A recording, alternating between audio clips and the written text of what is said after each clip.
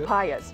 You can buy a papaya at the grocery store, and they have hundreds of seeds in them, hundreds and hundreds of seeds in them. And they make really neat plants that grow very fast. They're an herbaceous tree. And this is the leaf on them. Oh, big leaf. And they're beautiful leaves. Nice. Now, this plant's growth habit is kind of a hairdo.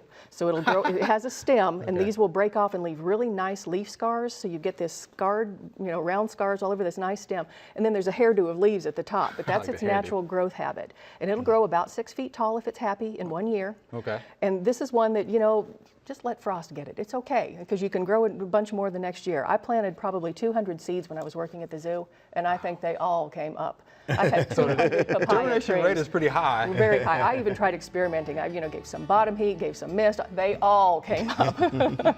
So, and give them away. Plant them at the back of your flower bed.